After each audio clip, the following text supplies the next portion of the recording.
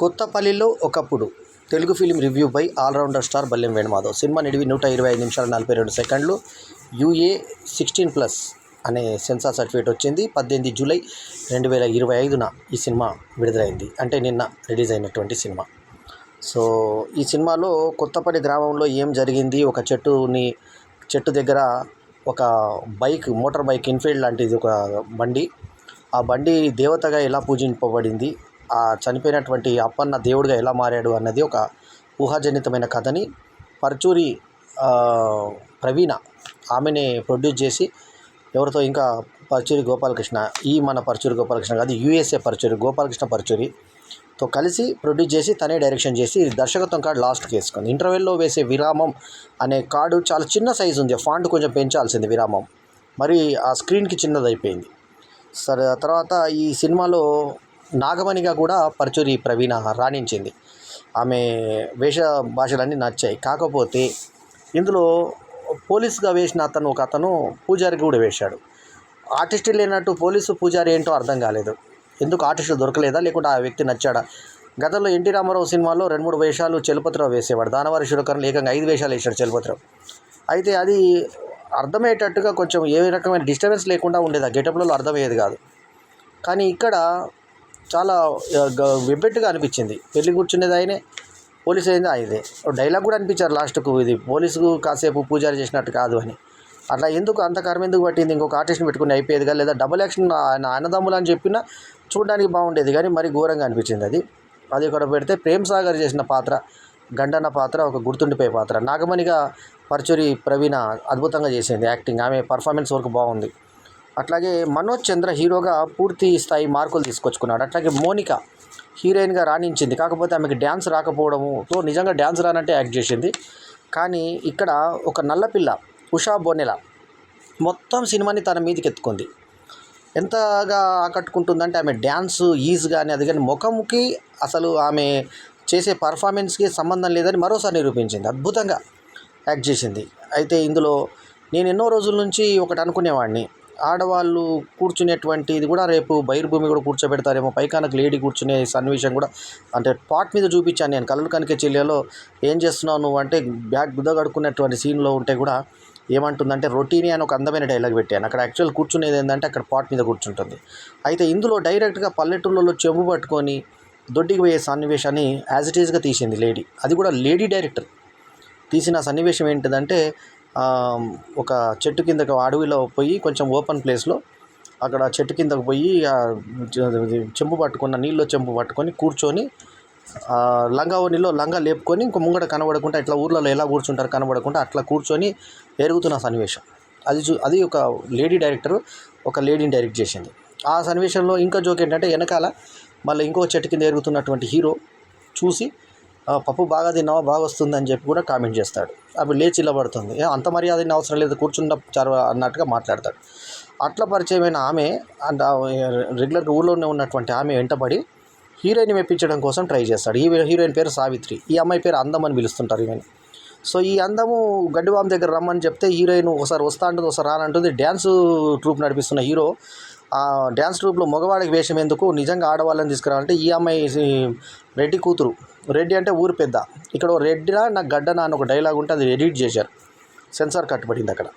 So అటువంటి ఆ రెడ్డి కూతురు ఈమె ఇష్టపడతాడు ఇతని హీరో. సో ఆమె డ్యాన్స్ చేయాలనుకుంటే ఈ డ్యాన్స్ ఈమె నేర్పిస్తుంది ప్రాక్టీస్కి రాని హీరోని అంటే. ఆ పాటలు బాగున్నాయి, వినడానికి కూడా పాటలు, చూడడానికి కూడా బాగున్నాయి పాటలు. ఇక టెక్నికల్గా వచ్చేసి Praveena Paruchuri director producer plus Manish Sharma music senior కాబట్టి బ్రహ్మాండంగా ఉంది. అట్లాగే ఇంకొక ప్రొడ్యూసరు గోపాలకృష్ణ పరుచూరి, అట్లాగే వరుణ్ ఉన్ని బ్యాక్గ్రౌండ్ స్కోరు, రానా దగ్గుపాటి సమర్పణ. దాంతో కొంచెం ఎలివేషన్ వచ్చింది సినిమాకి. రవీంద్ర విజయ్ ఆల్మోస్ట్ సినిమాకు ఫస్ట్ హాఫ్ అంతా కూడా హీరో లాంటి క్యారెక్టర్, అది మంచి క్యారెక్టర్ పడింది, బాగా చేశాడు. బొంగు సతీష్ ఒక ఇంపార్టెంట్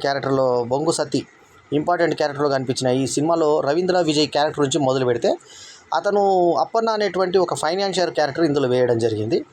ఇక హీరోకి ఫ్రెండ్స్గా ఇద్దరు సత్యం చిట్టిబాబులు ఉంటారు.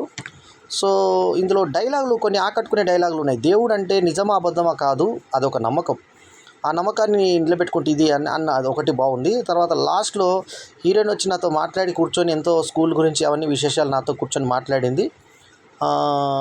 ఆ సన్నివేశంలో కూడా కూర్చునేటప్పుడు ఆ అమ్మాయి కూర్చోవడము లేవడం కూడా చాలా అద్భుతంగా స్క్రీన్ మీద ప్రజెంట్ చేశారు.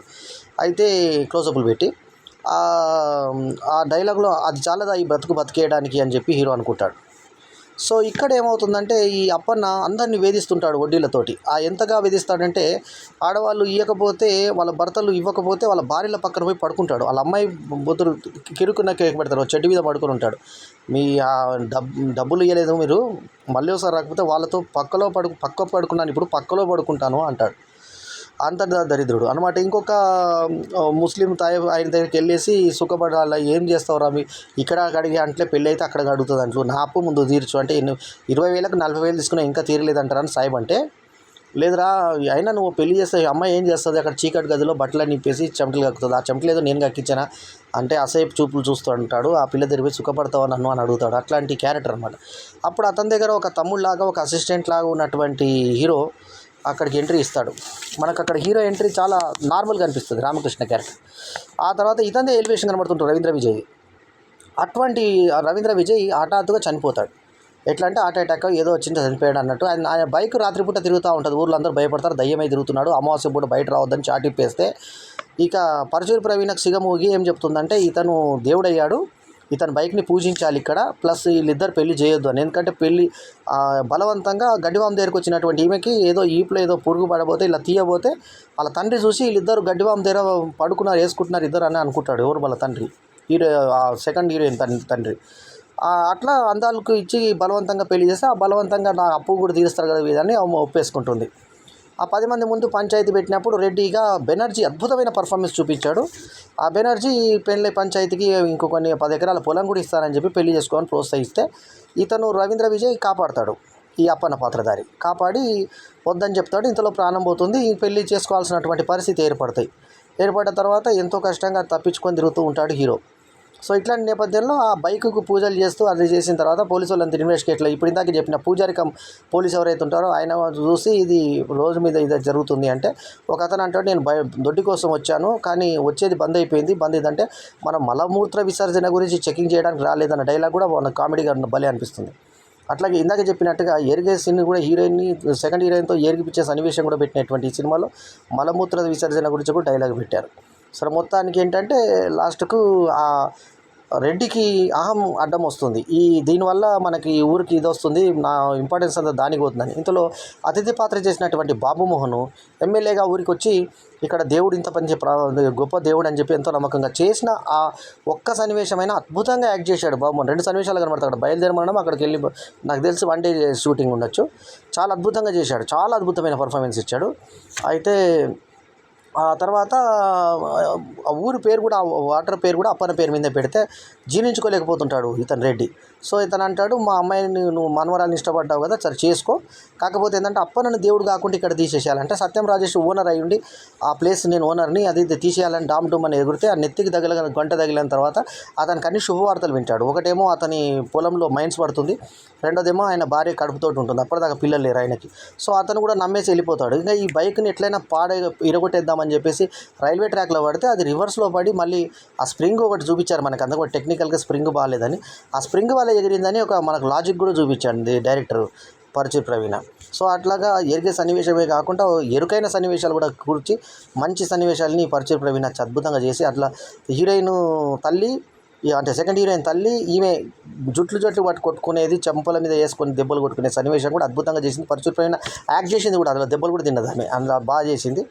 సో మొత్తానికి రానా దగ్గుపాటి లాంటి రబ్దప్రతిష్ఠుడు ఈ సినిమాకి సమర్పకుడు కావడంతో ఈ సినిమాకి ఇంకా మంచి క్రేజ్ వచ్చినట్టు అయింది. సో ఓవరాల్గా ఏంటంటే మంచి డైలాగులు అవి పడి ఈ సినిమాలో కొన్ని బిట్స్ కూడా సినిమాలే ఉన్నాయి. చిరంజీవి ఛాలెంజ్ చేసే సన్నివేశం, రావుగోపాలరావు విజయశాంతిని ఇచ్చి పెళ్లి చేస్తానన్నప్పుడు విజయశాంతి ఇట్లా షాక్ అవుతూ ఛాలెంజ్ అనబడుతుంది, అది ఆ బిట్టు వాడుకున్నారు. అట్లాగే మనకు సప్తపది సినిమాలోని సన్నివేశాన్ని వాడుకుంటారు, భార్యని దేవతలాగా పూజించేటువంటి సన్నివేశం ఊహించినప్పుడు అది. ఆ తర్వాత రాఘవేంద్ర హీరోయిన్ లాగా అన్నప్పుడు రాధ అందాలు చంకలు కనబడుతున్నట్టు అంటే ఒక అందాలు ఆ పాట మనకి చూపిస్తారు కె రాఘవేంద్రరావు సినిమా బిట్టు. ఇవి కూడా మనకి ఈ సినిమాలో చూపించడం జరిగింది. ఎప్పుడో 90స్లో జరిగినటువంటి కథగా మనకు అక్కడ మరణ మృదంగం ఆ టైంలో అప్పుడు పడ్డటువంటి పోస్టర్స్ కూడా గోడ మీద మనకి అక్కడ చూపిస్తారు. చిరంజీవి పోస్టర్లు అవన్నీ కూడా మరణ మృదంగం ప్రముఖంగా కనబడింది అక్కడ. అట్లాగే కొన్ని చిరంజీవి సినిమాలు కనబడతాయి మనకి.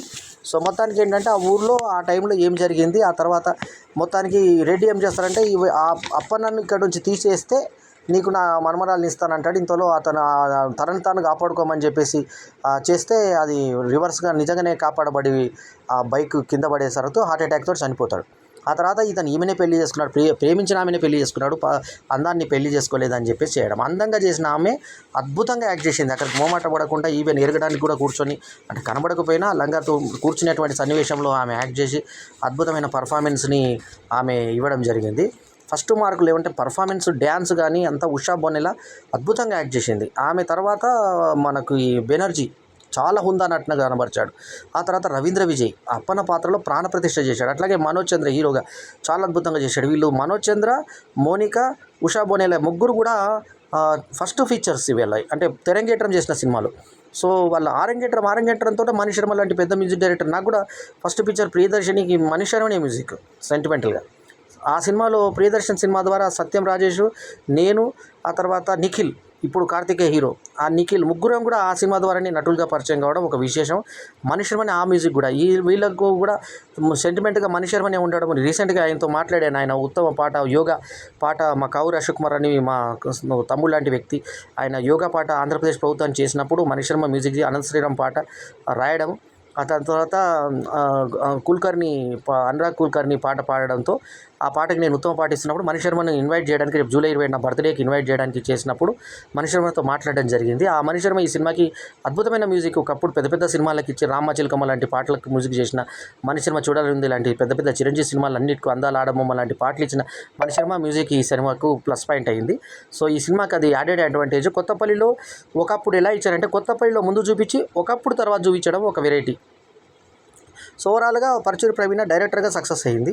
ముఖ్యంగా మోమాటలు లేకుండా ఈ దొడ్డి కూర్చునే సీన్తో సహా అక్కడ చూపించడం అంటే పల్లెటూళ్ళలో సహజంగా కనిపించే సన్నివేశాలు అవి. ఎవరైనా వస్తే లేవడము, లేక ముందుగా అట్లా కనబడకుండా అలా కూర్చుకొని వెనకది కనబడకుండా ముందు కనబడకుండా కప్పుకొని కూర్చుని ఎరిగేటువంటి సన్నివేశాలు స్క్రీన్ మీద కూడా తీసుకొచ్చినటువంటి పరిస్థితి మనకి.